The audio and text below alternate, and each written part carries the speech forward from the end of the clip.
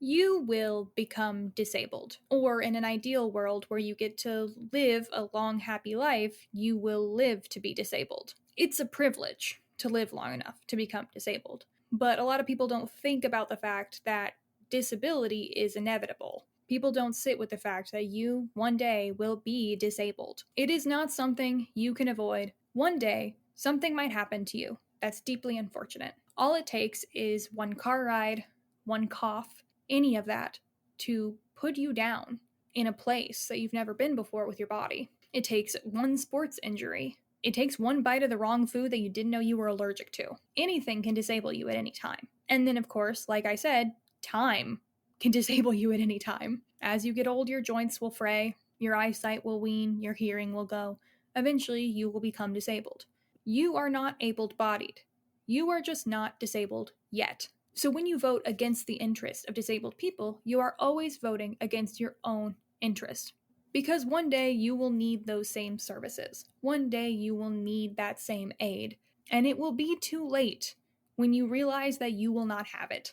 The human body is a fragile, squishy thing that can be taken down by microscopic organisms at any time. You are not built special. You are not built different. You are not immune to anything, really. And so to consider disabled people in an othered demographic when you yourself will one day end up in that demographic is a great example of hubris, I would say. Is a great example of hubris.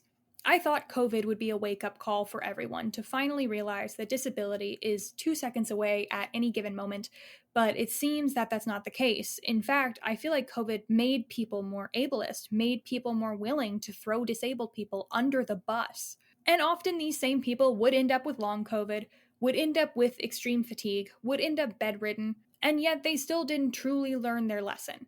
Or if they did, like I said, it was too late.